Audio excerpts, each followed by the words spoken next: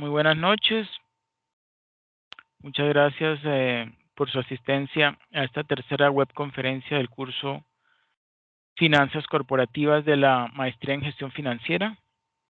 El día de hoy vamos a explicar los temas de grado de apalancamiento operativo, grado de apalancamiento financiero, grado de apalancamiento total, estructura de capital, teoría del trade-off y teoría del orden jerárquico. Voy a presentarles unas diapositivas y les pido el favor que ustedes me colaboren leyendo algunas de las diapositivas, ¿sí? Hay obviamente una parte teórica y también una parte práctica con unos ejercicios de ejemplo. Entonces, pues voy a compartirles ahorita pantalla, ¿sí? Y en cualquier momento, pues ustedes, si tienen alguna pregunta, pues me lo hacen saber.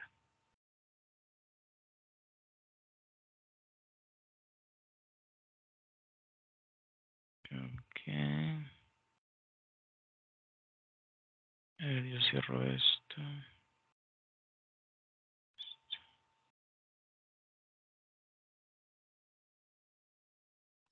Por favor, me confirman si se aprecia la diapositiva inicial. Sí, señor. Ok, muchas gracias, Luis Fernando. Bueno, vemos allí entonces las temáticas que vamos a ver el día de hoy. Grado de apalancamiento operativo, financiero y total, estructura de capital, teoría del trade-off y teoría del orden jerárquico. Ok. Bueno, vamos a empezar con la definición de apalancamiento, ¿sí? El término apalancamiento se refiere a los efectos que tienen los costos fijos sobre los rendimientos ganados por los accionistas, ¿sí? Por costos fijos nos referimos a los costos que no aumentan ni disminuyen en respuesta a las ventas de la empresa, ¿sí? O sea, son fijos. Las compañías tienen que pagar esos costos fijos independientemente de si las condiciones del negocio son buenas o malas, ¿sí? Los costos fijos podrían ser operativos, como aquellos en los que se incurre por la adquisición y operación de planta y equipo, y también pueden ser financieros, costos fijos financieros, como los costos fijos implícitos en la realización de pagos de deuda.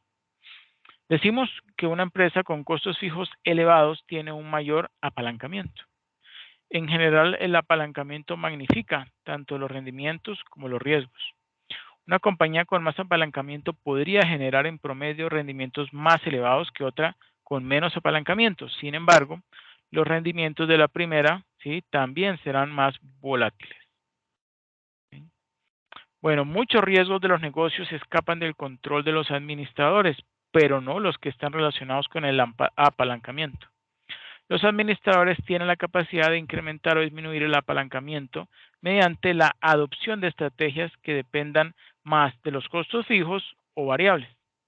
Piense, por ejemplo, en la disyuntiva que enfrentan muchas compañías en cuanto a si deben fabricar sus productos o contratar a otra organización para que lo haga en un esquema de subcontratación o outsourcing, ¿sí?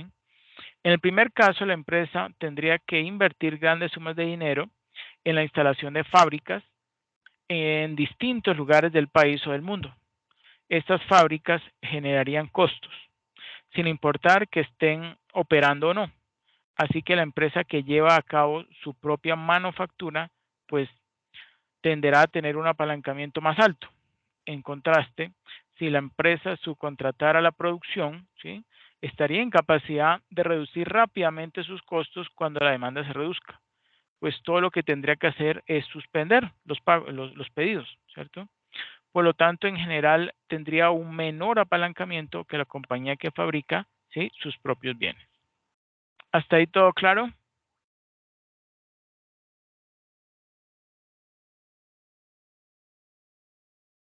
Bueno.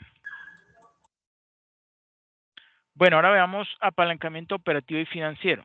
Los directores financieros se preguntan continuamente sobre el grado de apalancamiento que deberían tener y si eso tiene que ver con la elección de una estructura de capital específica, entendiendo por ella la mezcla de capital patrimonial, ¿sí?, patrimonio neto, y deuda a largo plazo que mantiene la empresa.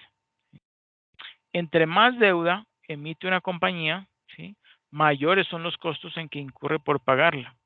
Y esos costos deben ejercerse sin importar que también vayan las ventas de la organización. En vista de que el apalancamiento puede tener un impacto de tal magnitud en la compañía, es preciso que el director financiero comprenda cómo medirlo y evaluarlo. En particular, cuando se toman decisiones relativas a la estructura de capital, vemos allí en la figura 4, se muestra el estado de resultados, ¿sí? Vemos allí ingresos por ventas menos costo de bienes vendidos, eso nos da utilidades brutas y a eso le restamos entonces en, en los intereses, ¿sí? O sea, la utilidad, perdón, a la utilidad bruta le restamos los gastos operativos y obtenemos la utilidad antes de intereses e impuestos, o el UI, ¿sí? Y a ese UI, si le restamos o le quitamos los intereses, nos da la utilidad neta antes de impuestos. Y después de quitarle los impuestos, pues obtenemos la utilidad neta después de impuestos. Y si a esa utilidad después de impuestos le restamos los dividendos de acciones preferentes, ¿sí? Entonces obtenemos las ganancias disponibles para los accionistas comunes u ordinarios, ¿sí? Y con eso, y esas ganancias lo dimos entre la cantidad de acciones disponibles, ¿sí? O en circulación, pues obtenemos, ¿sí? Las ganancias por acción. Entonces, el apalancamiento operativo tiene que ver con la relación que existe entre los ingresos obtenidos por la empresa a partir de las ventas, ¿sí? O sea, los ingresos por ventas y sus utilidades antes de intereses e impuestos, ¿sí? Por eso vemos allí a mano izquierda que aquí nos está mostrando dentro de esta llave, ¿sí? El apalancamiento operativo llega hasta acá, hasta utilidades antes de intereses e impuestos, ¿sí? Y el apalancamiento financiero llega hasta utilidades netas después de impuestos, ¿sí? O, bueno, si la empresa paga dividendos, ¿sí? De acciones, pues entonces hasta ganancias disponibles para los accionistas comunes u ordinarios, ¿sí? Entonces, el apalancamiento operativo tiene que ver con la relación que existe entre los ingresos obtenidos por la empresa a partir de las ventas y sus utilidades antes de intereses e impuestos, el UI. Es decir, sus utilidades operativas. Recuerden que la utilidad operativa es el mismo UI. Cuando los costos de las operaciones, como el costo de los bienes vendidos y gastos operativos, son en su mayoría fijos, cualquier cambio pequeño en los ingresos producirá grandes modificaciones en la utilidad operativa o en el Y. El apalancamiento financiero, ¿sí? Que está ahí de ahí para abajo, se refiere a la relación que hay entre esta parte, ¿sí? La utilidad antes de intereses e impuestos o utilidad operativa, el Y, de la empresa y sus ganancias por acción. Profe, una Sí, preguntita. dígame. A las personas que tienen, sé que existen acciones preferentes, ordinarias y creo que aquí en Colombia se da la figura de privilegiada. Correcto. Los de acciones privilegiadas le pagan los dividendos con los de acciones preferentes o se los pagan junto con los de acciones ordinarias. Ellos tienen unas prerrogativas, ellos tienen unos beneficios, digamos, muy especiales. Ellos, digamos, no tienen derecho a voto, como sí tienen las ordinarias, y en eso también se parecen a las preferentes, ¿sí? No tienen derecho a voto para eso, pero sí tienen otros beneficios como, por ejemplo, tienen asegurado el reparto de utilidades. Si, por ejemplo, una empresa viene pagando dividendos, ¿sí? Y en un periodo decide no repartir dividendos, sino reinvertirlo, ¿sí? Entonces, aunque ellos no reparten dividendos a los accionistas ordinarios ni preferentes, ¿sí? Eh, y tampoco se lo dan en ese momento a ellos, a los accionistas privilegiados, ¿sí? En el siguiente periodo, ¿sí? Que repartan dividendos, les dan esos dividendos que les corresponden en ese periodo más adelante y los dividendos que les correspondía, ¿sí? En el periodo que no repartieron dividendos, ¿sí? Esos son algunos de esos beneficios pues, que son, ¿sí? Son muy buenos. Y digamos que ellos tienen asegurado un pago de dividendos. ¿Sí? Siempre y cuando, obviamente, la empresa haya tenido utilidades, ¿sí? Porque es que la empresa, si no da utilidades, pues ahí sí no le reparten dividendos a nadie, porque no tienen que repartir, ¿no?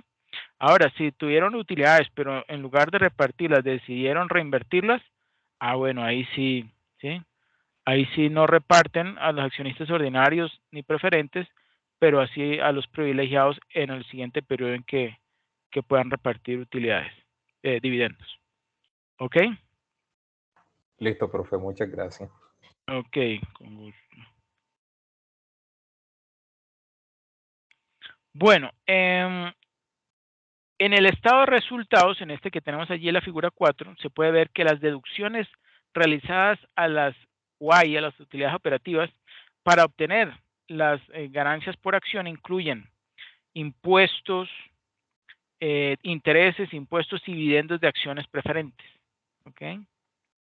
Mm, por supuesto, los impuestos son variables, ya que aumentan y disminuyen en función de las utilidades de la empresa, pero el gasto por intereses y el pago de dividendos preferentes suelen ser fijos, ¿sí? Lo que les comenté. Cuando estos elementos fijos son grandes, es decir, cuando la empresa tiene mucho apalancamiento financiero, cualquier cambio pequeño en esas utilidades operativas o en esas UI producirá grandes cambios en las ganancias por acción. Y el apalancamiento total, pues es el efecto combinado de los apalancamientos operativos y financieros, ¿sí? O sea, se multiplican, ¿sí? Dicho en otros términos, es la relación que existe entre los ingresos por ventas de la empresa y las ganancias por acción. ¿Ok? ¿Sí está eso claro?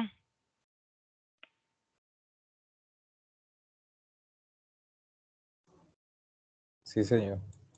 Ok, perfecto. Bueno, ¿quién me ayuda por favor leyendo esta diapositiva?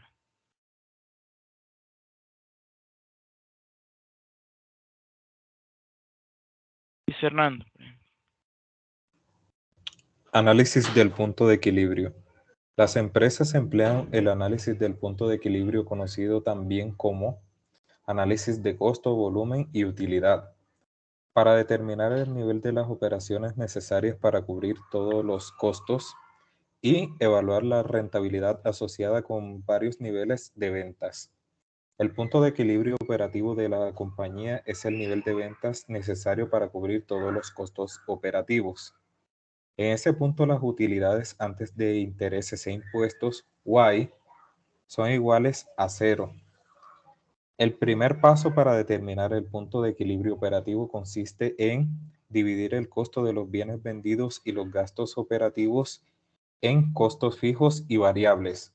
Los costos fijos son aquellos que la empresa debe pagar en un periodo determinado, independientemente del volumen de ventas alcanzado durante el mismo. Estos costos suelen ser contractuales. El alquiler, por ejemplo, es un costo fijo. Como los costos fijos no varían en función de las ventas, acostumbramos a medirlos en relación con el tiempo. Por ejemplo, una medición típica consideraría el alquiler en términos del monto adecuado por mes.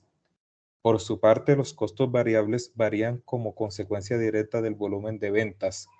Los costos de envío, por ejemplo, son variables. Casi siempre los costos variables se miden en unidades monetarias por unidad vendida. Método algebraico. Utilizando las variables siguientes podemos redistribuir la parte operativa del estado de resultados de la empresa para darle una representación algebraica, donde P es igual a precio de venta por unidad, Q cantidad vendida en unidades, CF costo fijo operativo por periodo, CB costo variable operativo por periodo. Para desarrollar una fórmula que nos permita obtener las utilidades antes de intereses e impuestos, tenemos que Y es igual a precio de venta por unidad por cantidad vendida en unidades menos el costo fijo operativo por periodo menos el costo variable operativo por periodo multiplicado por la cantidad vendida en unidades. Tras simplificar la ecuación tenemos Y es igual a Q por P menos costo variable menos el costo fijo. Perfecto, muchas gracias. Sí, correcto. Entonces, esa sería como la misma ecuación ya simplificada de la utilidad operativa, ¿no? Del Y. Cantidad, ¿sí? Cantidad vendida por la diferencia entre el precio de venta y el costo variable, ¿sí? que eso es, ¿qué? Ese es el margen de contribución, ¿no? Y a eso, ¿sí? Ese margen de contribución por la cantidad, le restamos el costo fijo y esa es la utilidad operativa. ¿Ok? Que también lo tenemos aquí en la figura 5, en la parte superior. Bueno. Listo, ahora damos un ejemplo de análisis gráfico en punto de equilibrio operativo, ¿sí? Aquí primero lo vamos a plantear. Bueno, como se señaló antes, el punto de equilibrio operativo es el nivel de ventas en el que todos los costos operativos, fijos y variables, quedan cubiertos. En otras palabras, es el nivel en que las utilidades antes de intereses e impuestos o utilidad operativa, ¿sí?, son iguales a cero.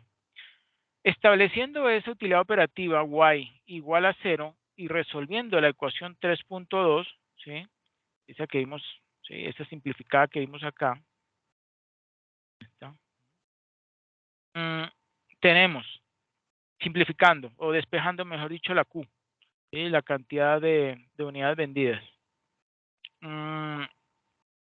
Q es igual a CF, costo fijo, dividido entre el margen de contribución, o sea, P menos, o precio de venta menos costo variable operativo, donde Q es el punto de equilibrio operativo de la empresa.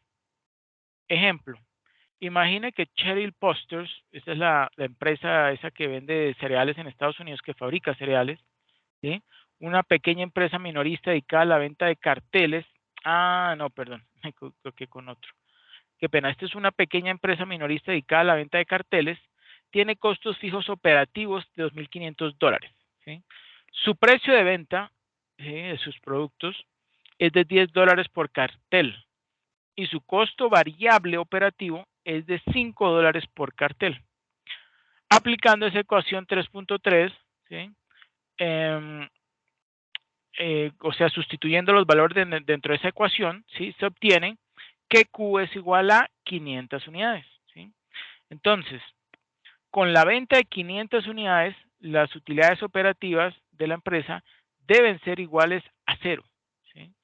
Así, la organización tendrá utilidades operativas positivas por la venta de una cantidad superior a 500 unidades y también pues habrá una utilidad operativa negativa, ¿sí?, o sea, pérdidas, cuando las ventas sean inferiores a esas 500 unidades. Podemos confirmar esta conclusión sustituyendo con valores mayores y menores que 500 unidades, ¿sí?, en esa misma ecuación, está de acá, ¿sí?, junto con los demás valores dados en la ecuación 3.1. ¿Sí? Bueno, ahora veamos el análisis gráfico, método gráfico. Vemos allí a mano derecha un análisis gráfico del punto de equilibrio operativo, ¿sí? Lo vemos allí, ¿sí?, en negrilla. Punto de equilibrio es este puntico, donde se intercepta el costo operativo total, ¿sí?, y el ingreso por ventas, ¿sí? En los ejes, ¿cuáles son? En el de las X, las ventas en unidades, y en las Y, ¿sí?, los costos o ingresos, ¿sí? Costos o ingresos, obviamente, de fabricar, ¿sí? Y miren, esta franja, ¿sí?, que está, digamos, esta área dentro de dentro de estas dos líneas, ¿sí?, sería la utilidad, la utilidad operativa, ¿sí? ¿Sí lo ven allí? Y lo que está del punto de equilibrio hacia abajo, o sea, esta área que está entre la línea naranja y la verde, es pérdida, ¿ok? Ahora vamos a entender por qué. En la figura 6 se presenta gráficamente el análisis del punto de equilibrio con los datos del ejemplo anterior. El punto de equilibrio operativo de la empresa es aquel en donde su costo operativo total, o sea, la suma de sus costos operativos fijos y variables, ¿sí?, es igual al ingreso por ventas, ¿sí?, que es lo que vemos aquí en este punto de equilibrio. En ese punto, las UI o utilidades operativas son iguales a cero, ¿sí? Las utilidades son iguales a cero. Y aquí donde hay 500, ¿sí?, una venta de 500 unidades, a partir de acá son ganancias, pero hacia abajo, ¿sí?, o menos, son pérdidas, ¿sí? En ese momento las utilidades son iguales a cero, ¿sí? La figura evidencia que cuando las ventas se ubican por debajo de 500, sí, lo que acabamos de observar, ¿sí?, pues obviamente el costo operativo total excede el ingreso por ventas, ¿sí?, y por tanto, pues esa utilidad operativa es menor a cero, o bueno dicho, sí, es negativo. La utilidad es pérdida. Cuando las ventas se ubican por encima de esas 500 unidades, como 1000, 1500, 2000, 2500, etcétera, etcétera, ¿sí? El ingreso por venta superará el costo operativo total, ¿sí? Esta línea de color naranja, ¿sí? Y entonces, en consecuencia, pues las utilidades operativas serán mayores a cero, ¿sí? Bueno, ahora veamos costos inestables y el punto de equilibrio operativo. El punto de equilibrio operativo de la empresa es sensible a distintas variables, ¿sí? El costo fijo operativo, el precio de venta por unidad o P, el costo variable operativo por unidad o CB. Analizando la ecuación 3.3, la que teníamos hace poco, ¿sí? Donde se despejaba Q, para comprobar que los aumentos y las disminuciones en los valores de dichas variables afectan el punto de equilibrio, ¿sí? La sensibilidad del volumen de ventas de equilibrio Q ante un incremento en cada unidad, en cada una de las variables mencionadas, se resume en esta figura 6. ¿Sí? Como cabría esperar un aumento en el costo, ¿sí? Ya sea costo fijo o costo variable, tiende a incrementar el punto de equilibrio, ¿sí? Operativo, este que tenemos acá.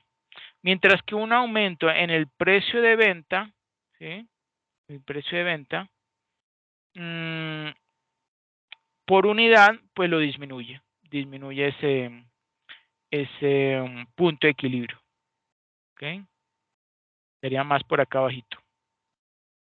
Y por el contrario, si el costo fijo variable fuera, si aumentara, perdón, ese costo, ¿sí? O sea, por aquí arribita, pues entonces se ubicaría más alto ese punto de equilibrio, ¿sí? Muy posiblemente se interceptaría, o digamos la pendiente de este ingreso por venta de pronto estaría, ¿sí? Un poco más corrido, ¿sí? Hacia acá. Bueno, habría que graficarlo, obviamente. Bueno, veamos aquí esta figura número 7. Nos muestra allí dos columnas, el incremento en la variable y el efecto en el punto de equilibrio operativo, ¿sí? ¿Qué pasa cuando se incrementa el costo fijo operativo o CF? Pues su efecto en ese punto de equilibrio operativo es que aumenta, ¿sí? Aumenta, digamos, el punto ese queda más arriba, ¿sí? Aumenta ese efecto en el punto de equilibrio operativo. ¿Qué pasa si aumenta el precio de venta por unidad? Pues al contrario, se disminuye, ¿sí? Se disminuye ese punto de equilibrio, o sea, más para abajo. Y cuando aumenta el costo variable operativo por unidad, ¿sí? También se aumenta ese efecto en el punto de equilibrio operativo. ¿Ok? ¿Y qué tenemos aquí a mano derecha? Esto es una figura que muestra el análisis del punto de equilibrio y el apalancamiento operativo. Aquí, por ejemplo, estamos viendo el Y, ¿sí?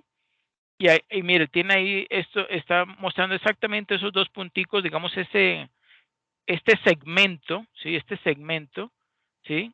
Que va desde esta línea, que viene siendo algo así como, no sé, como 7000 algo, 7000, no sé, 7500, ¿sí? Desde ese puntico hasta este punto de más arriba, que es de 10000, ¿sí? Se está generando una utilidad antes de intereses e impuestos de 2500, ¿sí? Dado, perdón, un costo operativo, ¿sí? Un costo operativo fijo de 1000, ¿sí? De 1000, no sé, de 1000 unidades monetarias, ¿sí? Y eso es en el eje de las X, y en el eje de las Y se correspondería a 10,000 unidades monetarias, ¿sí? Y se está obteniendo una utilidad operativa de 2500, ¿sí? Y ya cuando cambia a 1500, ¿sí? O sea, los costos operativos fijos se incrementan 500, ¿sí? A 1500, miren lo que ocurre. Tan pronto aumenta esto, los costos o ingresos aumentan a 15,000, ¿sí? ¿Sí? Y se presenta una utilidad antes de intereses e impuestos el doble del que había acá, es decir, de 5,000, ¿sí? Unidades monetarias sería esa utilidad antes de intereses e impuestos o utilidad operativa. ¿Sí? Y aquí tenemos esta línea recta, ¿sí? Que nos está... perdón, yo me había equivocado con las unidades, qué pena. Este eje de las X son las ventas en unidades, qué pena. ventas con unidades. Y esta línea de acá es el costo operativo fijo, que es, claro, como es una línea recta, es una línea recta por lo que es fijo, ¿sí? Estas son las unidades que se están vendiendo. Cuando pasa de 1000 a 1500, entonces esa utilidad operativa se duplica, ¿sí? Con solo 500 unidades más, o sea, un 50%, ¿sí? Al pasar de 1000 a 1500 hubo un incremento del 50%, ¿sí? O sea, las unidades vendidas aumentaron un 50%. ¿Y qué sucedió con la utilidad operativa? Se incrementó el doble, pasó de 2500 a 5000. ¿Sí, sí está eso claro? Ese efecto amplificador.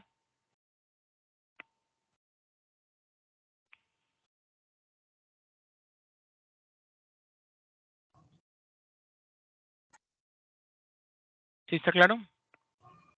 Sí, profe. Ok. Bueno, ahora el apalancamiento operativo es resultado de la existencia de costos fijos, ¿cierto? Que la empresa debe pagar para operar. Utilizando la estructura presentada en la figura 3, la que hemos visto antes, podemos definir el apalancamiento operativo como el uso de los costos operativos fijos para acrecentar o aumentar los efectos que tienen los cambios en las ventas sobre las utilidades antes de intereses e impuestos de la compañía. Ahora damos un ejemplo número 2.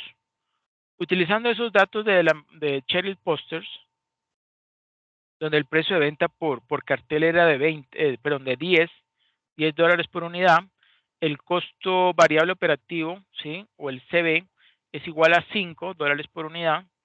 El costo fijo operativo CF es de 2500, ¿sí? Entonces, la figura 6, la que acabamos de ver, esta figura 6, ¿sí? Muestra la gráfica del punto de equilibrio operativo que se presentó originalmente en la figura 4. Las etiquetas adicionales que aparecen sobre la gráfica de la figura 8, que la figura 8 es esta, ¿sí? Esta es adicional, la del Y, ¿sí? Y sí, la del Y. Indican que a medida que las ventas de la compañía se incrementan de 1000 a 1500 unidades, lo que yo les mostré, ¿sí? Sus utilidades operativas aumentan de 2500 a 5000 dólares, ¿sí? En otras palabras, un aumento de 50% en las ventas da por resultado un incremento del 100% o del doble, ¿sí? En las utilidades operativas, ¿sí? Podemos ilustrar esos dos casos empleando el nivel de ventas de 1000 unidades como punto de referencia. Caso 1, un incremento de 50% en las ventas, o sea, al pasar de 1000 unidades a 1500, ocasiona un aumento del 100% en las utilidades antes de intereses e impuestos, ¿sí? Y 2, una disminución del 50% en las ventas, supongamos que pasara de 1000 a 500 unidades, pues provocaría una reducción del 100% en las utilidades antes de intereses e impuestos, ¿sí? O sea que 2500 pasaría a 0, ¿ok? Entonces, a partir del ejemplo anterior, vemos que el apalancamiento operativo funciona en ambas direcciones. Cuando una empresa tiene costos fijos operativos, el apalancamiento operativo está presente. Un incremento en las ventas ocasiona un aumento más que proporcional en la utilidad operativa. Y una disminución en las ventas da como resultado una disminución más que proporcional en esa utilidad operativa. Bueno, ahora veamos medición del grado de apalancamiento operativo. El grado de apalancamiento operativo GAO es una medida numérica del apalancamiento operativo de la empresa. Puede derivarse usando la ecuación GAO igual a cambio porcentual o variación porcentual en la utilidad operativa sobre variación porcentual en las ventas, ¿sí? O sea, variación o la relación que hay entre el cambio o la variación de las que tuvieron la utilidad operativa con respecto a la variación que tuvieron las ventas, ¿sí? Siempre que el cambio porcentual en la utilidad operativa resultante de un cambio porcentual determinado en las ventas sea mayor que este último, ¿sí? Existirá apalancamiento operativo, ¿sí? Es decir, que sea más elevado que el numerador, ¿sí? Miren, esto es una división. Entre más elevado sea esta variación porcentual en la utilidad operativa con respecto de las ventas, pues más grande será ese GAO, ¿no? Y al contrario ocurrirá, pues se pondrá más chiquito entre más grande sea esa variación porcentual en las ventas con respecto al de la utilidad operativa. ¿Okay? Bueno, caso de apalancamiento de Adobe, de la empresa Adobe, ¿no? Adobe Systems, una de las empresas de software para PC más grandes de Estados Unidos, domina los mercados de programas de diseño gráfico, captura de imágenes, medios dinámicos y herramientas de autor. Los diseñadores de sitios web favorecen sus aplicaciones de software Photoshop e Illustrator, y el programa Acrobat se ha convertido en un estándar para compartir documentos en línea. La capacidad para manejar los gastos discrecionales ha permitido que la empresa mantenga sólidos sus resultados, pero tiene una ventaja adicional: su apalancamiento operativo, es decir, el uso que hace los costos fijos operativos para aumentar el efecto que tienen los cambios producidos en las ventas sobre las utilidades antes de impuestos e intereses, ¿sí? Es una ventaja. Adobe y otras compañías similares dentro de la industria del software incurren en la mayoría de sus costos muy temprano en el ciclo de vida de sus productos, durante la etapa de investigación y desarrollo, y así como en las primeras fases de comercialización. Los costos de desarrollo iniciales son fijos y los costos subsiguientes de producción son prácticamente nulos, ¿sí? Porque ya los cubrieron. Las economías de escala son enormes. Una vez que una compañía vende las copias suficientes para cubrir sus costos fijos, ¿cierto? Pues lo demás es ganancia, ¿sí? La mayor parte del efectivo incremental se convierte en ganancias. Como se evidencia en la siguiente tabla, o sea, esta que está acá, ¿sí? Una tabla, en 2007, 2010 y 2012, el apalancamiento operativo magnificó el incremento de la utilidad operativa de Adobe. Por otro lado, en el año 2009 también magnificó su disminución, ¿sí? O sea que él amplifica tanto para arriba como para abajo, ¿sí? Bueno, un incremento de 22,6% en las ventas de 2007 produjo un crecimiento de 39,7% en la utilidad operativa. Pero en 2009, mientras la economía seguía paralizada por una severa recesión, sí, por lo de la crisis financiera mundial, pues los ingresos de Adobe se desplomaron 17,7%.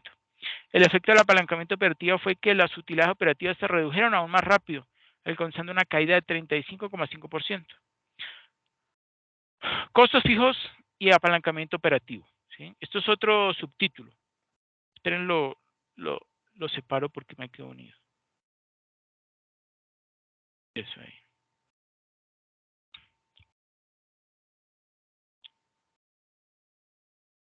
Costos fijos y apalancamiento operativo. Los cambios ocurridos en los costos fijos operativos afectan de forma significativa el apalancamiento operativo.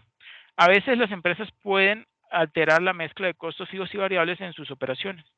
Por ejemplo, una compañía podría realizar sus pagos de arrendamientos con montos fijos en lugar de hacerlo como un porcentaje de sus ventas.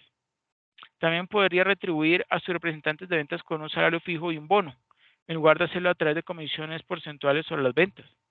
Las alteraciones provocadas por el cambio de los costos operativos fijos sobre el apalancamiento operativo quedarán mejor ilustradas con un ejemplo más sobre la experiencia de Cherry Posters. Imagine que esta empresa Cherry Posters elimina las comisiones por ventas e incrementa los salarios. Este cambio genera una disminución del costo variable por unidad de 4 a 4,5 dólares, una disminución de 50 centavos, y un incremento de los costos fijos de 2.500 a 3.000 dólares, y o sea, aumenta 500. Aunque las utilidades operativas de 2.500 al nivel de ventas de 1.000 unidades no se modifican a raíz de la modificación de la estructura de capital, ¿sí? En la figura 9, ahorita la vamos a ver, se muestra que la empresa ha incrementado su apalancamiento operativo al aumentar los costos fijos y reducir los variables.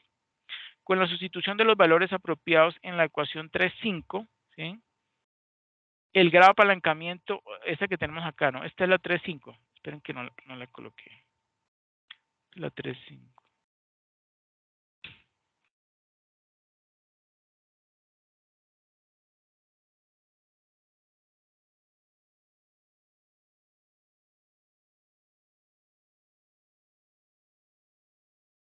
Perdón. Con la sustitución de los valores apropiados en la ecuación 3.5, el grado de apalancamiento operativo al nivel base de ventas de 1.000 unidades se convierte en, entonces ese grado a 1.000 unidades, ¿a qué corresponde? A 1.000 por 10 menos 4,5, ¿sí? Acuérdense que 10 es el precio de venta de cada póster, menos 4,5, que es ese costo fijo, ¿no? Perdón, ese costo variable por unidad, que estaba antes en 5 y que ahora pasó a 4,5, ¿sí? Dividido entre esas mismas 1.000 unidades en el denominador, ¿sí? Multiplicado por también lo mismo que el numerador, 10 menos 4,5, pero eso también se le restan los 3.000 ¿sí? Que fue el incremento en los costos fijos, que pasó de 2.500 a 3.000, ¿sí? Entonces, realizando esas operaciones en el numerador y el denominador, nos da un resultado o un GAO de 2.2, ¿sí? O sea, 5.500 entre 2.500 nos da 2.2. Comparando ese GAO de 2.2, ¿sí? Con el GAO de 2.0, ¿sí? Antes de o sin considerar ese aumento en los costos fijos, resulta claro que entre más altos son los costos fijos operativos de la empresa, ¿sí? En relación con sus costos variables operativos, pues mayor es ese grado de apalancamiento operativo. De acuerdo con la nueva estructura de costos, un cambio de 50% en ventas provocará un cambio de 110%, ¿sí? ¿Que dónde viene? Pues de multiplicar 50% por 2.2, ¿cierto? En las utilidades operativas. Bien, ¿no? 50%, ¿sí? De variación en las ventas, digamos de aumento en las ventas, provocará un 110% de aumento en la utilidad operativa. Ahora veamos el apalancamiento financiero. ¿Quién me ayuda leyendo apalancamiento financiero, por favor?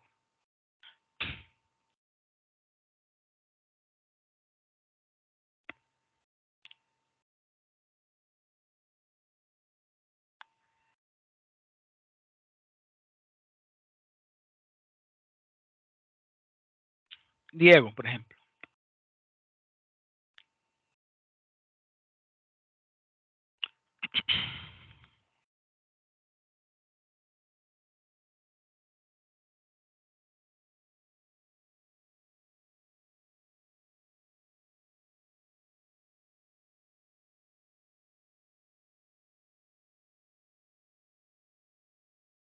Diego,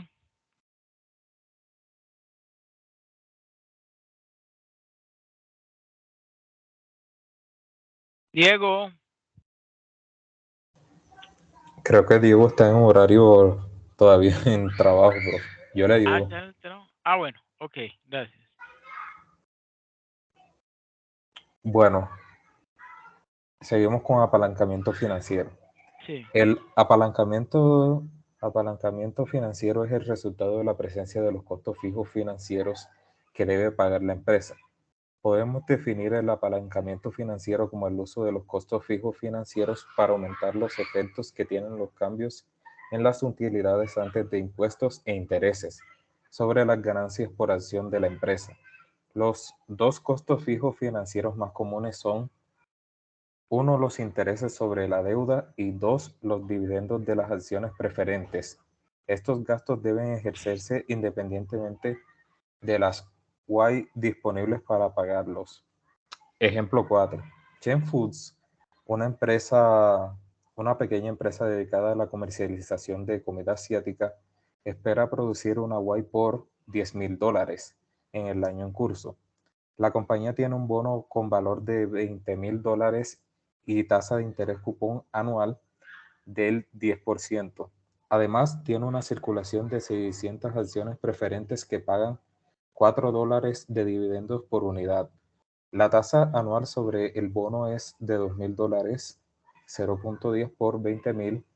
Los dividendos anuales sobre las acciones preferentes ascienden a $2,400.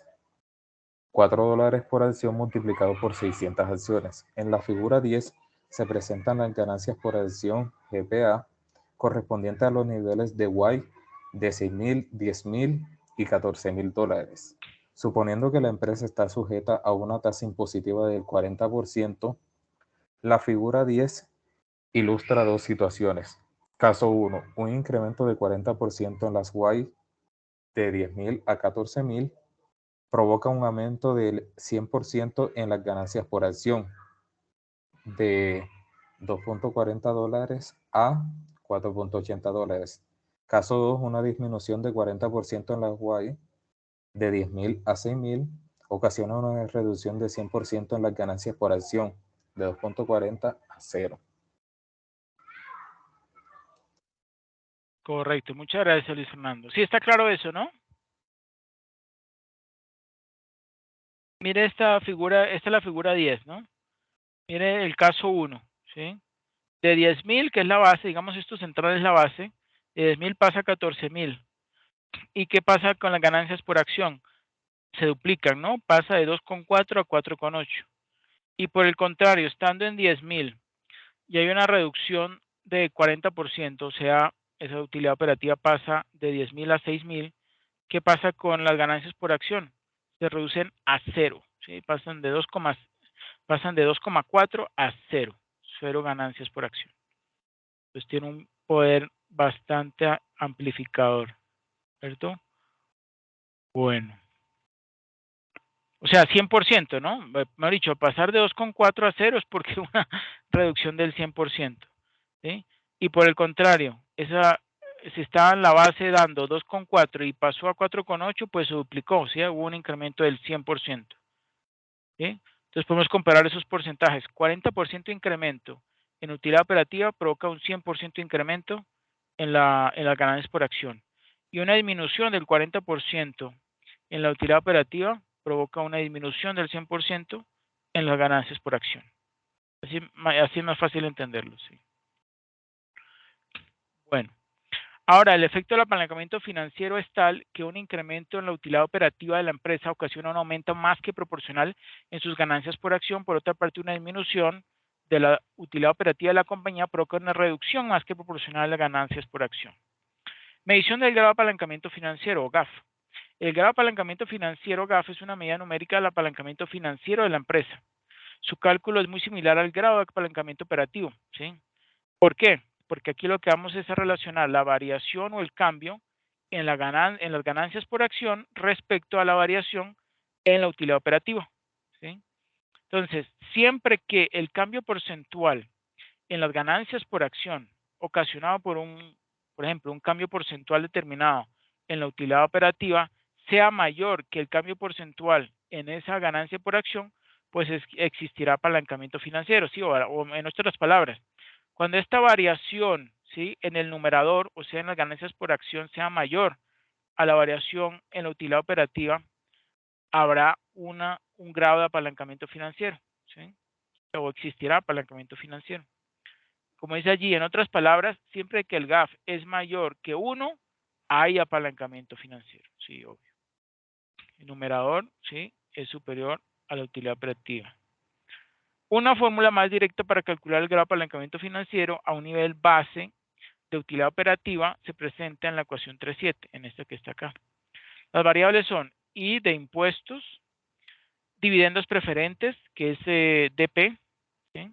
Dividendos preferentes, beneficio fiscal, ¿sí? Que es el escudo fiscal, 1 menos tasa impositiva, ¿sí? Entonces, en el denominador, ese término, o eso que está aquí entre el paréntesis, ¿sí? No, perdón, dentro del paréntesis está una parte que es 1 sobre 1 menos t, ¿cierto? Ese término 1 sobre 1 menos t, ¿sí? O el inverso del beneficio fiscal, podemos llamarlo así, ¿sí? Convierte el dividendo de acciones preferentes después de impuestos a un monto antes de impuestos. Esto por consistencia con los demás términos de la ecuación, ¿sí? Ahora veamos apalancamiento total. ¿Quién me ayuda leyendo apalancamiento total? Luis Fernando, por favor.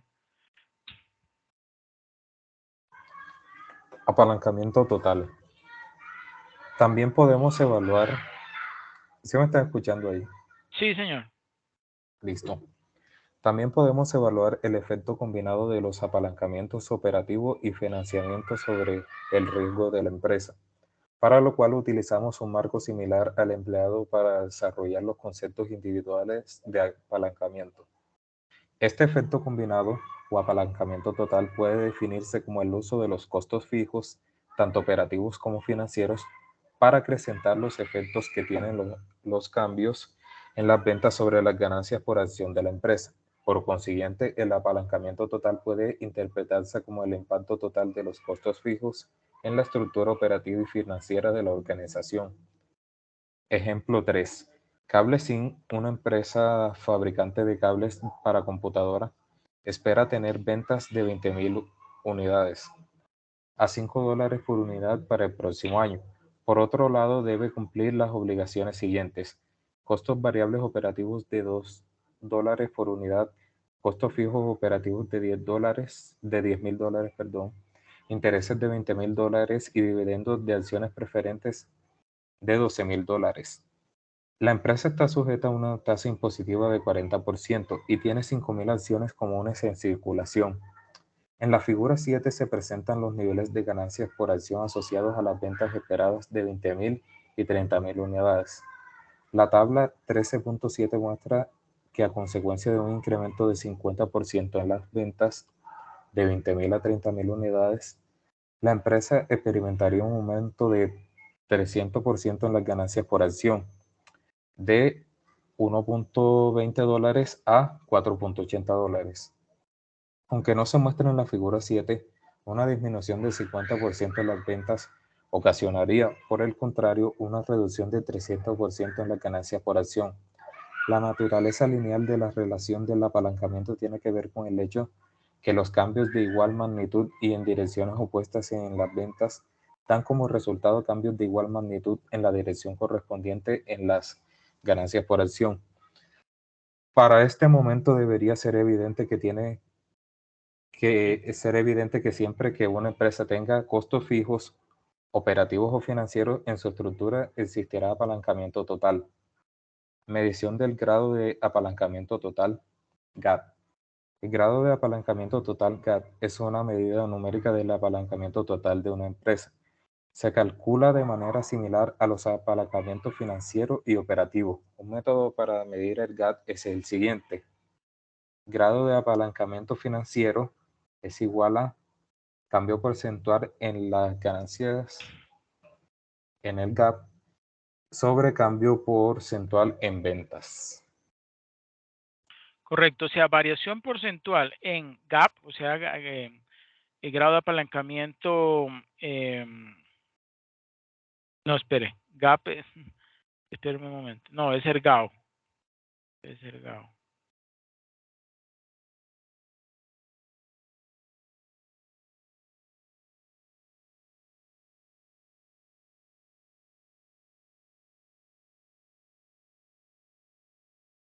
Mm, sí, ahí hay un error. Ahí hay un error.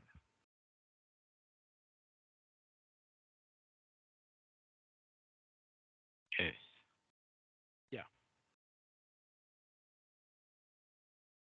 Sí, GAT, grado de apalancamiento total, va a ser igual a cambio porcentual en GAF, o sea, grado de apalancamiento financiero, ¿sí? Sobre cambio porcentual en ventas. ¿Ok? Y aquí tenemos la figura, ¿sí? Que nos estaba mostrando, que yo estaba explicando anteriormente, ¿sí? Hay unas ventas de 20.000 y hay unas ventas con 30.000, ¿sí? Al pasar, suponiendo que estaban 20.000, se incrementa un 50%, o sea, se incrementa 10.000 más, pasa a 30.000, ¿sí? ¿Qué pasó? Estos son cálculos, ¿cierto? Digamos, del estado de resultados, ¿cierto? A las ventas, ¿sí? Esas ventas las multiplicamos o sea, esas unidades de 20.000 por el precio de venta, que esas 5 cada uno son 100.000, ¿cierto? Los ingresos por venta son 100.000. A eso le restamos los costos variables operativos, que son 40.000, le restamos los costos fijos operativos, que son 10.000, nos da una utilidad de intereses e impuestos de 50.000, ¿sí? Luego a eso le restamos los intereses, que son de 20.000, eso nos da 30.000 como utilidad neta antes de impuestos, le restamos los impuestos, que son de 12.000, nos da 18.000 la utilidad después de impuestos, utilidad neta después de impuestos, y si a esos 18.000 le quitamos los dividendos por acciones preferentes, que es lo que son las repartidas ¿sí? Los accionistas preferentes, nos da un resultado de 6.000, que son las ganancias disponibles por accionistas comunes. Y si esas ganancias disponibles para accionistas comunes, que son de 100.000, lo dividimos entre la cantidad de acciones en circulación, que son de 5.000, nos da que hay unas ganancias por acción de 1,20, ¿sí? Y si hiciéramos este cálculo, pero incrementando las ventas en 50%, si esas unidades vendidas en un 50%, ¿qué efecto tendría en las ganancias por acción? Se cuadruplicarían, ¿sí?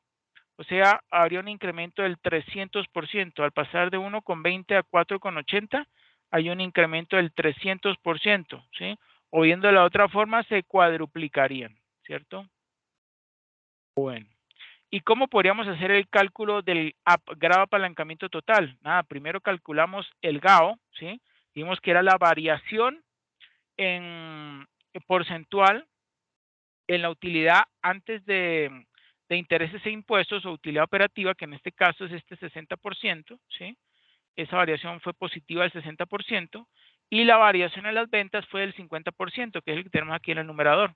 Si nosotros dividimos 60% entre 50%, o como quien dice 0,6 entre 0,5, nos da 1.2, ¿sí? El grado de apalancamiento operativo es de 1,2. ¿Y cómo calculamos el grado de apalancamiento financiero? Sencillo. La variación que hubo en las ganancias por acción, que en este caso fue positivo del 300%, dividido entre la variación porcentual que tuvo ¿qué? La utilidad operativa antes de intereses e impuestos, o la utilidad, mejor dicho, la utilidad operativa o la utilidad antes de intereses e impuestos, ¿sí? Que fue el 60%. Es decir, 3, ¿sí? Que es 300%, entre 0,6, que es 60%, es igual a 5, ¿sí? O sea que el grado de apalancamiento financiero es de 5 veces o de 500%, ¿ok? Y si nosotros luego ya teniendo esos dos valores, podemos calcular el GAT. ¿Y cómo lo podemos calcular? Hay dos formas. Aquí voy a mostrar una, ¿sí? Que es considerando el incremento que hubo en las ganancias por acción. Vea. Entonces, aquí hubo un error. Este no es GAF, sino ganancias por acción. Qué pena. Es ganancias por acción, ¿sí? Entre variación en ventas. Variación en las ganancias por acción, que fue de más 300%, entre la variación que tuvieron las ventas, ¿sí? Eso sería como 3 entre 0,5, eso nos da 6, ¿sí? ¿Y qué otra forma hay de calcular este GAT? Simplemente multiplicando GAO por GAF. ¿Cuánto da 1.2 por 5?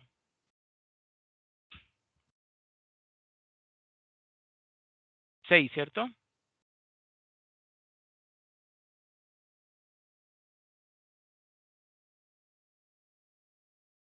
Debería dar lo mismo. 1.2 por 5. Es 6, sí. Exactamente. Esa es otra forma también de calcular el GAT, ¿sí? Puede ser de esta forma como está ahí en la tabla, que es decir, la variación porcentual que tuvo las ganancias por acción dividido entre la variación que tuvo las ventas, ¿sí? Que en este caso da 6, o multiplicar el GAO por el GAF, ¿sí?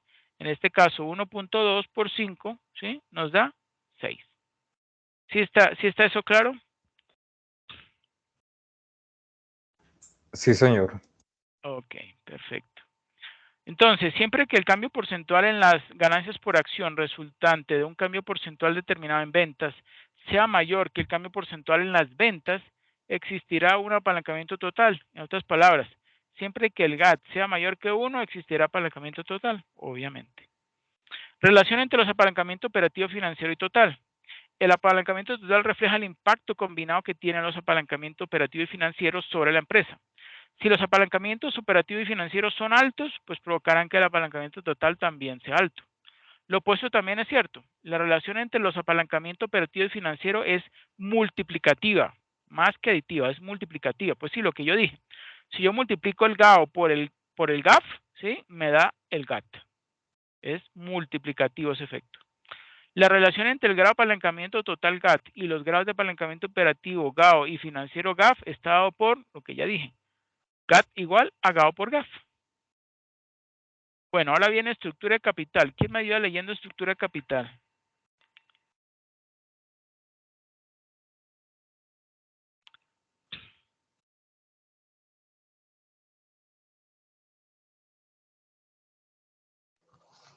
Buenas noches. Buenas noches, Lenny. ¿Cómo me le va? Yo, bien, gracias. Bueno. Estructura de capital. Los primeros planteamientos teóricos sobre la estructura de capital se centraron en determinar si existen algunas relaciones funcionales entre el ratio de endeudamiento con respecto al costo de capital medio ponderado y sobre el valor de la empresa. Estos se desarrollaron en escenarios de mercados perfectos, pero llegando a conclusiones contradictorias.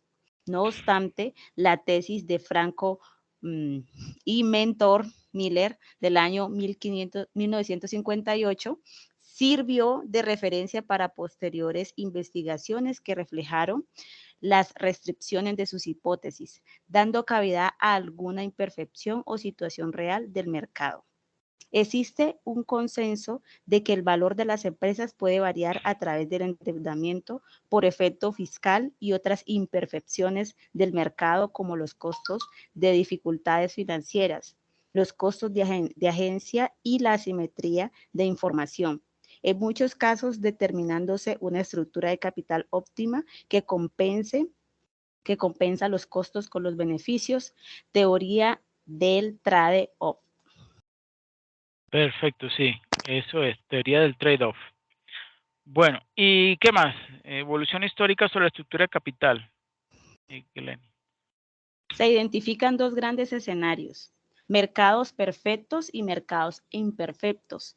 En el primero se desarrollan las primeras teorías sobre las decisiones de financiación, conocidas como teorías clásicas, las más antiguas de ellas la tesis tradicional y después la tesis de irrelevancia de no lo sé pronunciar.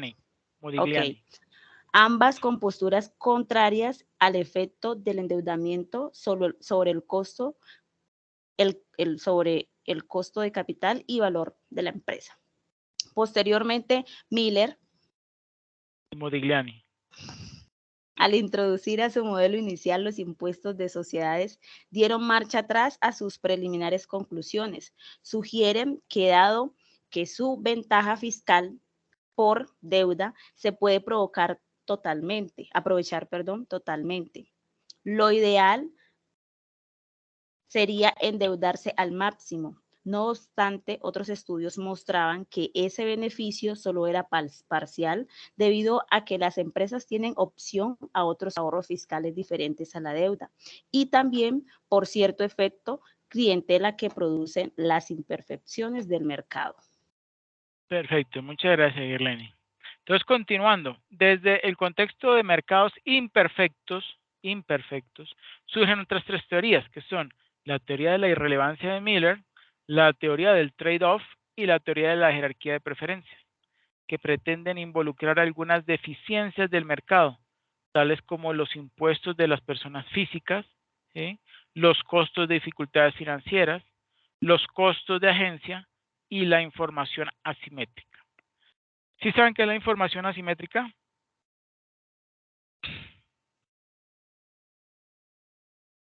No, profe, primera vez que escucho ese término. ¿Sí?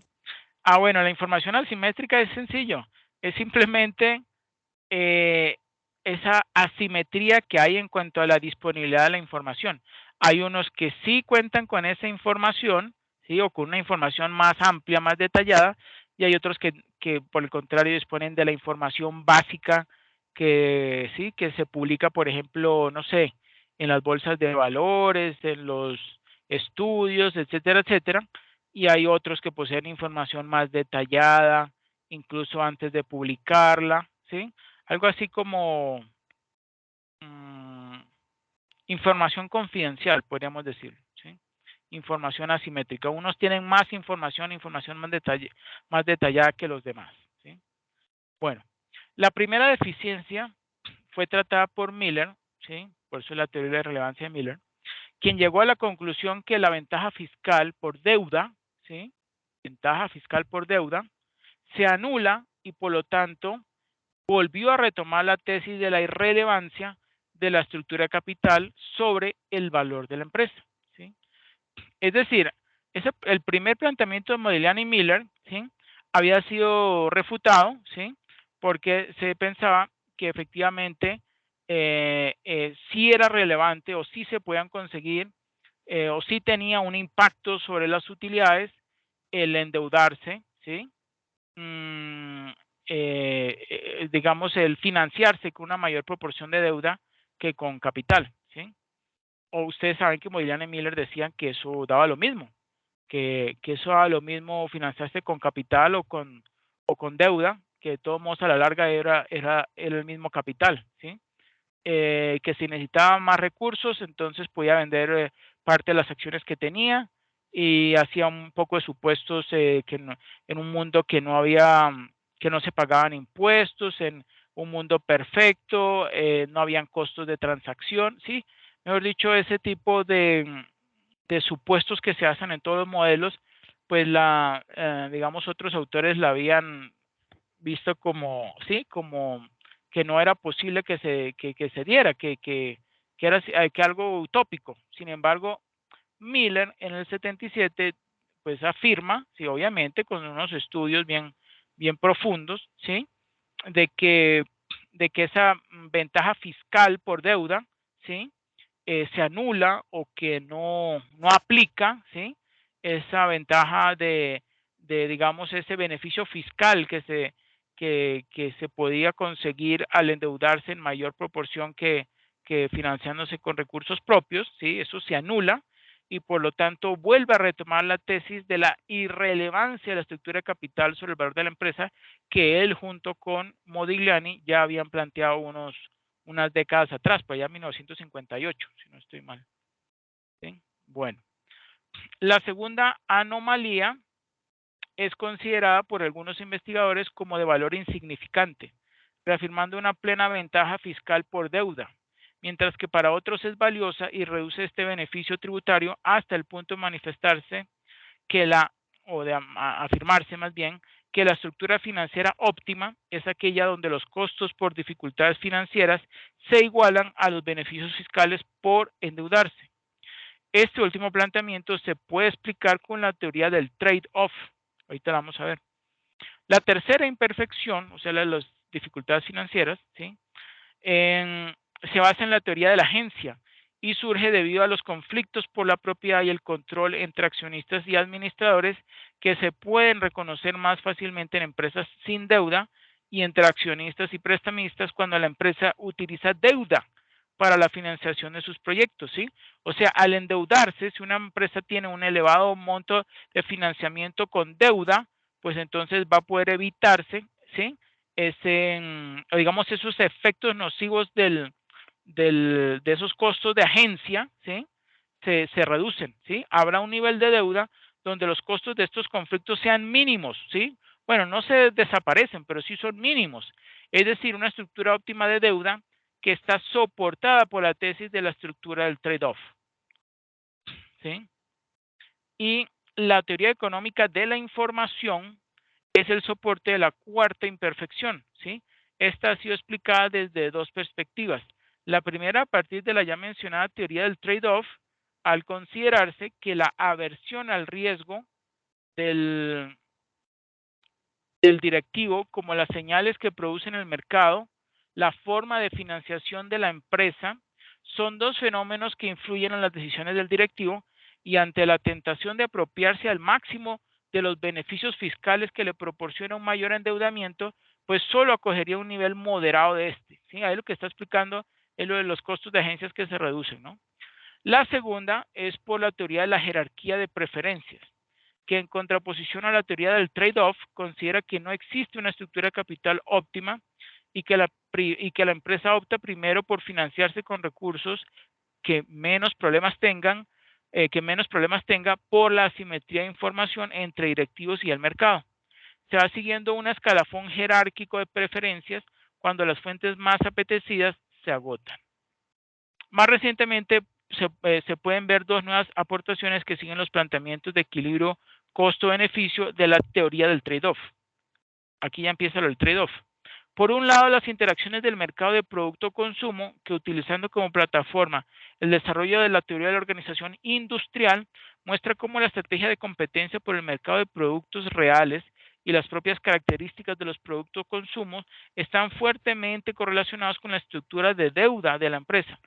Los beneficios no solo fiscales sino estratégicos en la utilización de deuda se compensan con la mayor probabilidad de incurrir en costos de quiebra.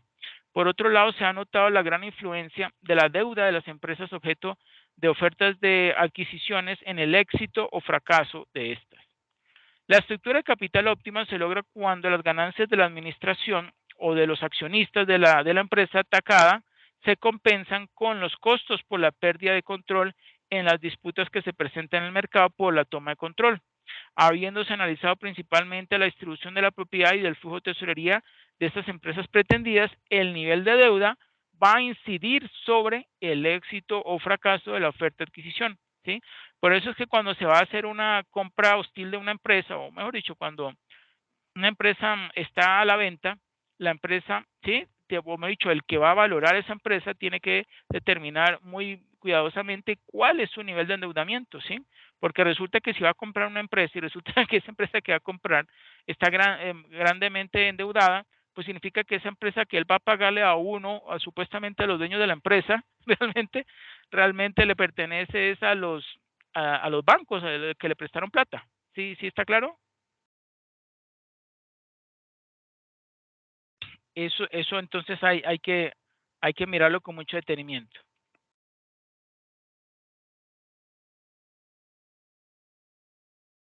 Bueno, la teoría de compensación de la estructura de capital dice que el apalancamiento empresarial se determina equilibrando los beneficios de ahorro de impuestos de la deuda con los costos muertos de la quiebra.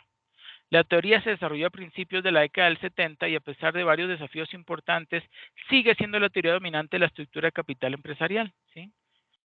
La teoría predice que la deuda corporativa aumentará en la tasa de interés libre de riesgo y si el código tributario permite deducciones fiscales de tasas de interés más generosas.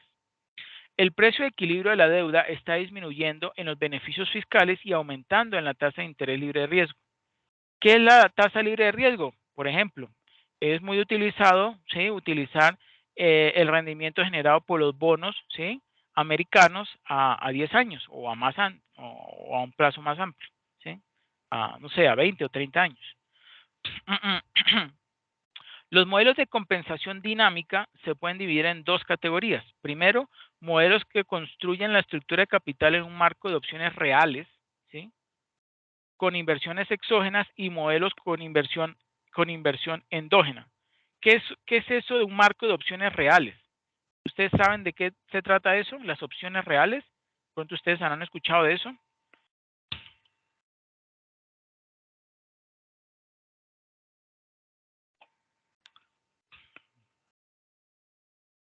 Bueno, yo les explico, pues, brevemente. Las empresas, ustedes saben que ellas utilizan recursos o invierten recursos en proyectos, ¿sí? Que les generen obviamente rendimientos. Ellos tienen que evaluar esos proyectos, esas alternativas de inversión y determinar obviamente que si esos rendimientos van a estar por encima de su costo de oportunidad, ¿sí? O de su tasa de descuento, ¿sí? Entonces, resulta que se presentan opciones reales, ¿sí? Como que eso normalmente está representado en diferentes inversiones o diferentes proyectos de inversión, ¿cierto? Y hay que evaluar esas opciones reales, ¿sí? Que son por lo general varias, para determinar cuáles son las que van a generar un mayor rendimiento, los que le van a presentar o le van a representar a la empresa un mayor rendimiento y obviamente esas opciones reales que sean más atractivas, ¿sí? Entonces son las que se pueden o son las que la empresa va a decidir pues invertir, ¿sí? Eh, incluir o financiar, ¿sí? Con unos recursos para poder ponerlos en práctica, ¿no? O ejecutarlos.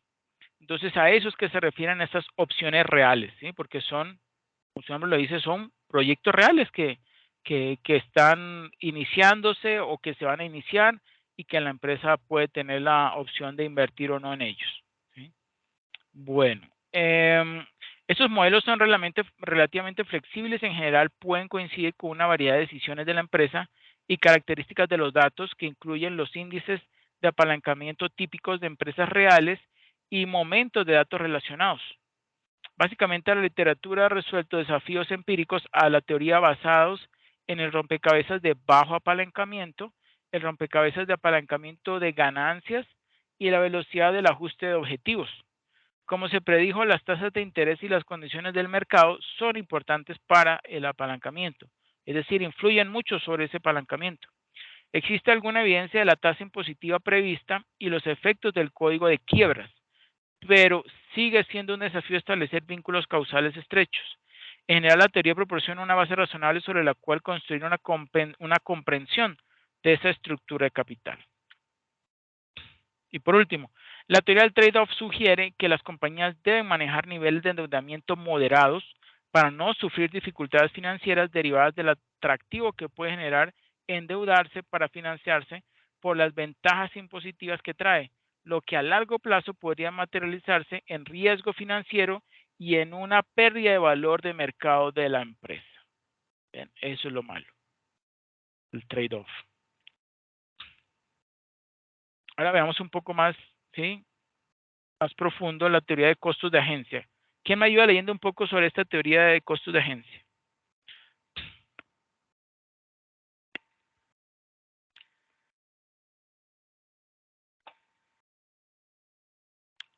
¿Es Fernando?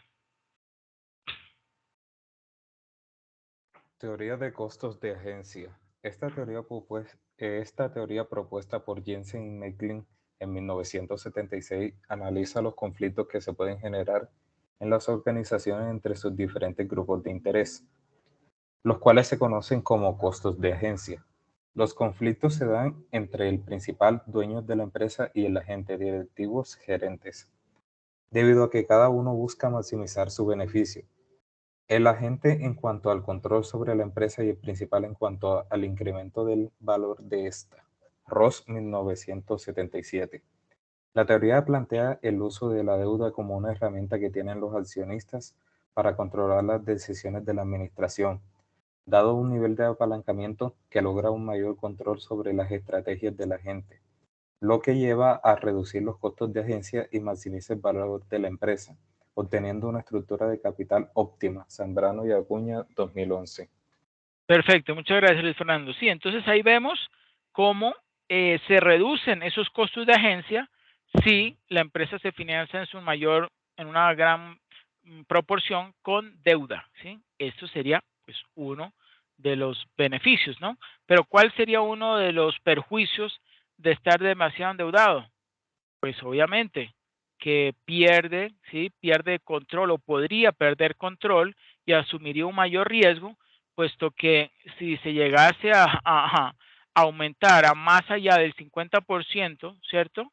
Digamos, ese endeudamiento de la empresa, pues nada, las entidades que le hayan prestado o la entidad que le haya prestado a esa empresa ya podría tener control sobre esa empresa porque digamos que ya los dueños de la empresa no son dueños de la mitad más uno de las acciones de esa empresa, sino que son terceros los que tendrían mayor control y podrían hacer cambios en la junta directiva incluso, ¿ok? O sea, perderían control sobre la empresa si se llegase a incrementar demasiado ese nivel de endeudamiento, ¿sí? O también podría ser otro riesgo, el que se subieran inesperadamente las tasas de interés y, y ¿qué ocurriría? Pues lo que yo les he mencionado antes, una empresa se quedaría ilíquida, ¿sí? Digamos, sus ventas no serían suficientes para pagar esos intereses y de pronto si está de malas y le toca pagar también capital, entonces no estaría en capacidad de pagar eso. Y como está tan endeudado, pues otros bancos no le van a prestar. Dice, pues yo para qué le voy a prestar si usted tiene un nivel de endeudamiento demasiado alto.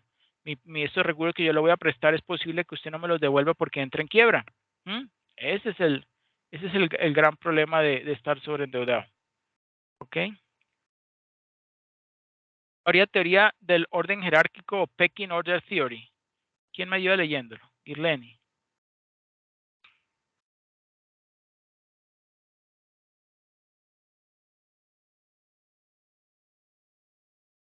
Irleni.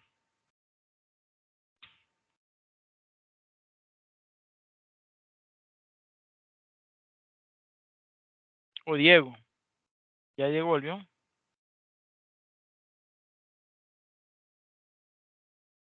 ¿No? Ah, bueno, ahí está Luis Fernando, Diego. Ah, María Isabel, miren, hace tiempo que no escuchamos la voz de María Isabel. A ver, María Isabel, por favor, ayúdanos leyendo teoría del orden jerárquico o Pecking Order Theory.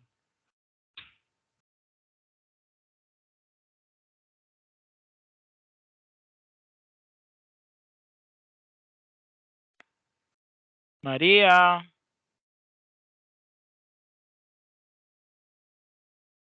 María Isabel.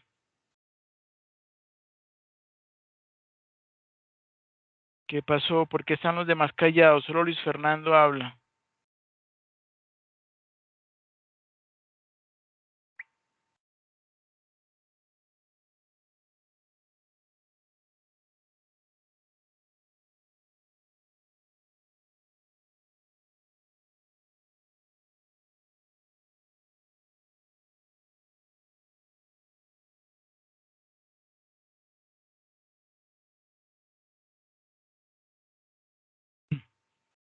Ay, muchachos, se conectaron y no están ahí. Bueno, yo sigo. La teoría del orden jerárquico establece que una empresa debería poder financiarse a sí misma primero internamente a través de utilidades retenidas. Si esa fuente de financiación no está disponible, pues la empresa debería financiarse mediante deuda. Finalmente, si como último recurso una empresa debe financiarse o podría financiarse mediante la emisión de nuevas acciones. Se hizo popular esta teoría en 1984 gracias a Stuart Myers y Nicholas Maloof y surge el concepto de información asimétrica, ¿sí? Esa diferencia o ese privilegio que tienen unos de contar con información detallada que no tienen los demás. La información asimétrica es tal como sugiere el término, información desigual, desproporcionada o desequilibrada. Por lo general se usa en referencia a algún tipo de acuerdo comercial o acuerdo financiero en el que una de las partes posee más información o más detallada que la otra. Este orden jerárquico es importante porque le indica al público cómo se está desempeñando la empresa. Si una empresa se autofinancia internamente, eso significa que es fuerte. Si una empresa se autofinancia mediante deuda, es una señal de que la dirección confía, o digamos la gerencia confía en que la empresa puede cumplir con sus obligaciones mensuales. Si una empresa se financia mediante la emisión de nuevas acciones, y que es otra forma, normalmente es una señal negativa, ya que la empresa piensa que sus acciones están sobrevaloradas y busca ganar dinero antes de que el precio de sus acciones caiga. ¿Okay? Eso es lo más importante de la teoría del orden jerárquico. Los gerentes de la empresa suelen poseer más información sobre el desempeño, las perspectivas, los riesgos y las perspectivas futuras de la empresa que los usuarios externos, como los acreedores, o sea, los tenedores de deuda, y los inversores, o sea, los accionistas. Por lo tanto, para compensar la asimetría de la información, los usuarios externos exigen una mayor rentabilidad para contrarrestar el riesgo de que están asumiendo. En esencia, debido a la asimetría de la información, pues las fuentes externas de financiamiento exigen una mayor tasa de rendimiento para compensar el mayor riesgo. En el contexto de la teoría del orden jerárquico, ¿sí? O sea, esta teoría, el financiamiento de utilidades retenidas o financiamiento interno proviene directamente de la empresa y minimiza la asimetría de información. Es decir, da más confianza al que una empresa se financie con sus propias utilidades o en lugar de hacerlo con deuda. Eso es lo que establece esta teoría del orden jerárquico. A diferencia del financiamiento externo, como el financiamiento mediante deuda o capital social, donde la empresa debe incurrir en tarifas para obtener el financiamiento externo, el financiamiento interno es la fuente de financiamiento más barata y conveniente. Cuando una empresa financia una oportunidad de inversión a través de financiamiento externo, deuda o capital social, se exige una mayor rentabilidad porque los acreedores e inversionistas poseen menos información sobre la empresa, a diferencia de los administradores. En términos de financiamiento externo, los administradores prefieren utilizar la deuda sobre el capital social y el costo de la deuda es menor en comparación con el costo del capital social. La emisión de deuda a menudo indica una acción infravalorada y la confianza de que la junta directiva cree que la inversión es rentable. Por otro lado, la emisión de acciones envía una señal negativa de que la acción está sobrevaluada y que la administración busca generar financiamiento diluyendo las acciones de la empresa. Al pensar en la teoría del orden jerárquico, es útil considerar la antigüedad de las reclamaciones sobre los activos. Los deudores requieren un rendimiento más bajo en comparación con los accionistas porque tienen un derecho a un mayor reclamo sobre los activos en caso de quiebra. Por lo tanto, al considerar las fuentes de financiamiento, la más barata es a través de utilidades retenidas, la segunda a través de deuda y la tercera a través de capital y emisión de acciones. Ejemplo de la teoría del orden jerárquico. Supongo que la compañía ABC busca recaudar $10 millones para un proyecto de inversión. El precio de las acciones de la compañía se cotiza actualmente en $53,77. Hay 3 opciones disponibles para ABC Company. 1, financiar el proyecto directamente a través de utilidades retenidas. 2, financiar deuda o financiamiento de deuda a un año con una tasa de interés del 9%, aunque la gerencia cree que el 7% es la tasa justa, ¿sí? Pero es al 9% que le prestan. Tercero, emisión de acciones que subvalorarán el precio actual de las acciones en un 7%. ¿Cuál sería el costo para los accionistas por cada una de las 3 opciones? Opción 1. Si la administración financia el proyecto directamente a través de utilidades retenidas, pues el costo es de esos 10 millones. Opción 2. Si la administración financia el proyecto mediante la emisión de deuda, pues la deuda de un año costaría 10.8 millones, que es esos 10 por 1,08, es decir, 10,8. Descontarlo un año atrás con la tasa justa de la administración produciría un costo de 10,09 millones, ¿sí? Es decir, en total estaría pagando 10,09 millones con la opción 2. Y con la opción 3, ¿sí? Si la dirección financia o la gerencia financia el proyecto mediante la emisión de acciones, para recaudar 10 millones la empresa necesitaría vender 200,000 acciones. Miren, 53,77, ¿sí? Y el precio de la acción por 0,93 es igual a 50, ¿sí? ¿Qué? Es igual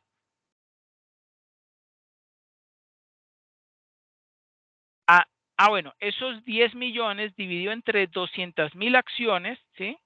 Que la empresa necesitaría vender, significaría que estarían a $50 cada acción, ¿sí? Ese $50 también se puede calcular como 53,77 por 0,93, ¿ok? Eso es lo que significa.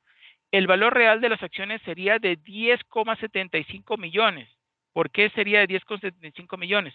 Porque sería el precio de esa acción, que es 53,77, por la cantidad de acciones que acabamos de calcular o despejar, que son 200,000 acciones, eso da 10,75 millones, ¿sí? Por tanto, el costo sería de 10,75 millones. Como se ilustra, la gerencia debe financiar primero el proyecto a través, o lo que se aconsejaría, primero financiar el proyecto a través de utilidades retenidas, si no se puede, hacerlo a través de deuda, y si tampoco se puede, pues a través de emisión de capital de acciones. El trabajo teórico ha demostrado que la selección adversa no conduce necesariamente a un comportamiento jerárquico. El orden jerárquico se obtiene solo en condiciones especiales. Con la emisión tanto de deuda como de capital de riesgo, a menudo hay margen para muchos equilibrios y no hay una base clara para seleccionar entre ellos. Un orden jerárquico puede surgir o no de la teoría. Varios artículos muestran que el problema de la selección adversa puede resolverse mediante determinadas estrategias de financiación o contratos de gestión debidamente diseñados e incluso pueden desaparecer en modelos dinámicos. Si bien la selección adversa puede generar un orden jerárquico, también puede ser causada por consideraciones de la agencia, costos de transacción, consideración de impuestos o consideraciones de comportamiento en la toma de decisiones.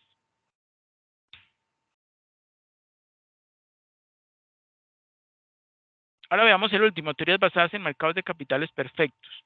¿Quién me ayuda leyendo esto?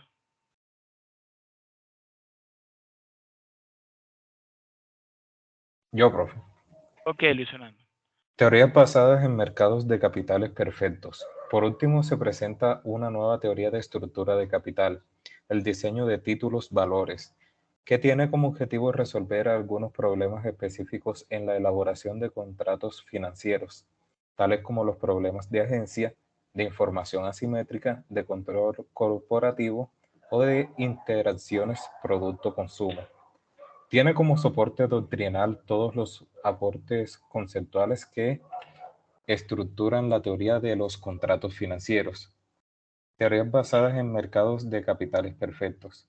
A pesar de que los modelos a tratar en esta sección poseen sus propias hipótesis, todos ellos encausan sus demostraciones en ambientes de una u otra forma, se aproximan a posiciones de mercados perfectos. Por eso es conveniente señalar primero que todo cuáles son los supuestos asumidos por este tipo de mercado. Hipótesis de mercados perfectos. Primero, los mercados de capitales operan sin costo. Segundo, el impuesto sobre la renta de personas naturales es neutral. Tercero, los mercados son competitivos. Cuarto, el acceso a los mercados es idéntico para todos los participantes de los mismos. 5. Las expectativas son homogéneas. Sexto, la información no tiene costo. Séptimo, no existen costos de quiebra. Y octavo. Y octavo, es posible la venta del derecho a las deducciones o desgravaciones fiscales. Perfecto, muchas gracias. Sí, Luis Fernando. Entonces, ¿qué ocurre? Que esta hipótesis de mercados perfectos tienen un poco de supuestos que no son muy cercanos a la realidad, ¿no? Son fáciles de plantear y fácilmente en términos algebraicos el poder hacer este tipo de supuestos, o mejor dicho, de teorías basadas en mercados de capitales perfectos, pero como estamos viendo, todo este poco de hipótesis, pues, no se dan en la vida real, o no se dan en una gran mayoría, ¿cierto? Sí, porque hay algunos mercados que, por ejemplo, tienen las figuras de los monopolios, ¿no? Que no serían Exactamente, competitivos. exactamente. Y oligopolios, como aquí en Colombia. Ujú, correcto. Bueno, y por último, ¿quién me ayuda leyendo las conclusiones? Yeleni. Sí, profe. A ver. Conclusiones. La teoría del señor argumenta que las empresas alcanzarán un nivel de endeudamiento hasta que el valor marginal del beneficio en impuestos producto de la deuda se disminuya por el valor actual de los costos de quiebra o reorganización. ¿Qué dice ahí después? A ver, sencillo, Profe, pues. pero ya hace rato le manifesté que el nombre no. Shyam and Myers, mire. Shyam and Myers. Bueno, ok. En su segunda proposición, con pago de impuesto, establecen que mientras más apalancamiento más apalancada esté la empresa, mayor será la tasa de rentabilidad que los accionistas obtienen. Intuitivamente, esto tiene sentido, puesto que, uno, a mayor apalancamiento, mayor riesgo y por lo tanto mayor será la rentabilidad exigida. Y dos, el La palanca. apalancamiento hace que el accionista financie una cantidad menor de los activos del negocio, pero proporcionalmente reciba más de la rentabilidad que arroja la firma. Tercero, el apalancamiento operativo, AO, es el uso de los costos operativos fijos para acrecentar los efectos de los cambios en las ventas sobre las utilidades antes de intereses e impuestos de la compañía. Cuarto, el apalancamiento financiero, AF, es el uso de los costos fijos financieros para acrecentar los efectos que tienen los cambios en las utilidades antes de impuestos e intereses sobre las ganancias por acción, GPA, de la empresa.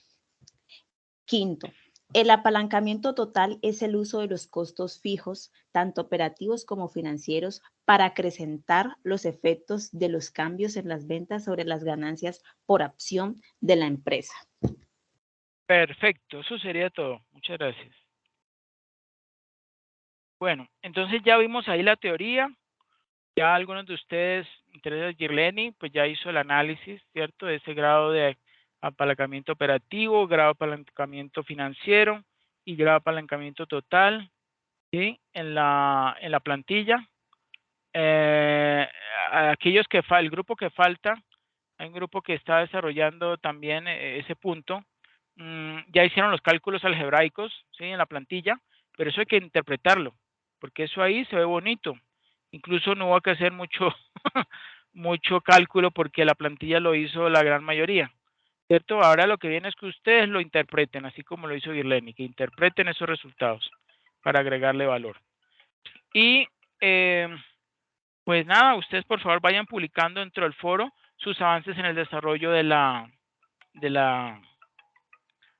guía, de la guía de actividades del paso número 4. Voy a compartirles nuevamente el enlace de asistencia para que por favor me ayuden registrando su asistencia. ¿Okay?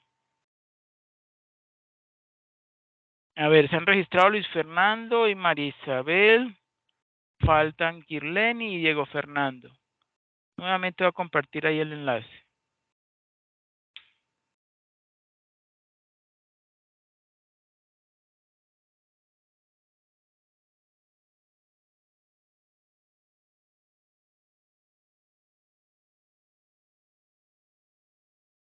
Bueno, pues no sería más. Muchas gracias a todos por su asistencia.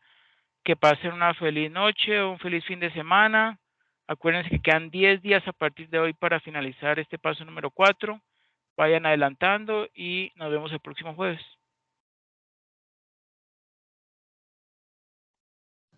Muchas gracias, profe. Bueno, con mucho Pase bien. gusto, Luis Fernando. Gracias. Lo mismo. Profe, una consulta. El próximo jueves, si es la voluntad de Dios, si hay dudas con respecto